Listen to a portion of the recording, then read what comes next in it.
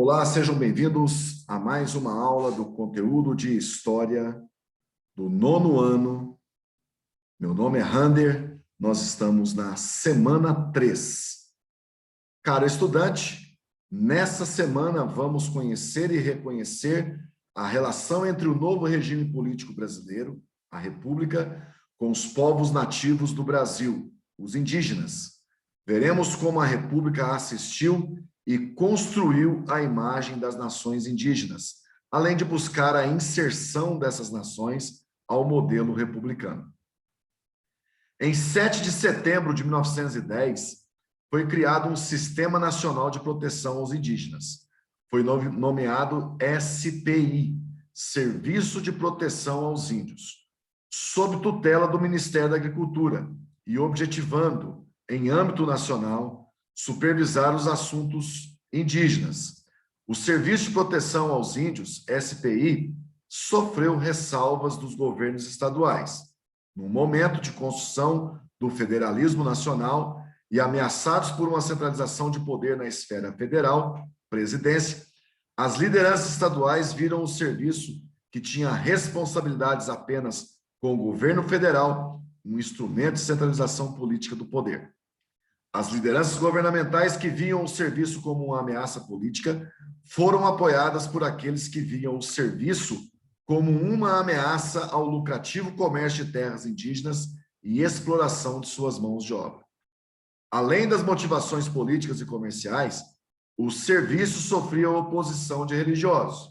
Durante séculos, os indígenas foram inseridos no modelo trazido pelos portugueses por meio da catequização e educação patrocinados pela Igreja Católica. Essa, portanto, ressentia-se dessa ameaça aquilo que por séculos considerou como um sacro direito, a catequese dos pagãos. O Serviço de Proteção aos Índios funcionou com diversos formatos até o ano de 1967, quando foi substituído pela FUNAI, Fundação Nacional do Índio, em vigor até o presente momento. Antes da criação do Serviço de Proteção aos Índios, entre 1889 e 1908, várias expedições econômicas, científicas e políticas abriram caminhos por, até então, territórios brasileiros desconhecidos e adentraram em territórios de dezenas de nações indígenas. Esses incentivos para a expansão ao oeste apareceram com a queda do Império em 1889. Pela Constituição de 1891, uma federação de estados com autonomia relativa foi colocada no lugar de centralizado governo imperial. Presidentes de estado, governadores, aumentaram seus poderes. Vastas regiões inabitadas ficaram sob tutela dos estados, habitá-las por meio de planos imigratórios. Essas incursões representavam vitórias sobre o espaço e o homem primitivo, do que uma conquista duradoura da terra em si, e não deixaram nenhum legado, rede de transportes, desenvolvimento territorial e colonização efetiva.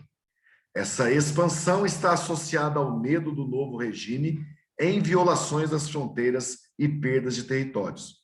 As últimas disputas territoriais foram finalizadas em 1903 e 1904, respectivamente, com Bolívia e Peru. Em 1905 foram arbitradas as fronteiras com a Argentina e, por fim, em 1907, com a Colômbia. Significativo é o fato de que esses tratados abriram terras indígenas que, de outra forma, poderiam ter ficado por vários anos ainda sem serem perturbados pela civilização ocidental. As expedições evitaram o contato com índios hostis. Para as nações indígenas, depois do reconhecimento e da determinação oficial das fronteiras ocidentais, a presença dos não indígenas e de seu modelo civilizatório pairava como uma ameaçadora nuvem permanente no horizonte. Quando foi criado, o Serviço de Proteção aos Índios teve o Marechal Rondon, Cândido Mariano da Silva Rondon, como primeiro diretor. Rondon foi demasiadamente importante na história da luta pelas causas indígenas no Brasil, uma vez que, durante seu trabalho de instalação de linhas telegráficas pelo interior do país, ele acabou entrando em contato com várias tribos indígenas, majoritariamente de forma pacífica, mudando a maneira como os povos indígenas eram tratados até então. Rondon também ajudou a estabelecer as primeiras demarcações de territórios indígenas. Durante a Era Vargas, 1930 a 45, principalmente no último período dessa era, o Estado Novo, houve um esforço de construção do índio por funcionários e intelectuais e os esforços de povos indígenas para empregar essas imagens. O governo estava preocupado com a unificação nacional, com a defesa territorial e a configuração racial, sustentando, portanto, o indígena como um contribuidor inestimável à formação histórica e cultural brasileira. Sob o governo de Vargas, o Estado continuou a cultivar uma relação com os grupos indígenas fundamentada na legislação ditada décadas antes, em 1916. O Código Civil definiu os povos indígenas como relativamente incapazes em relação a questões civis.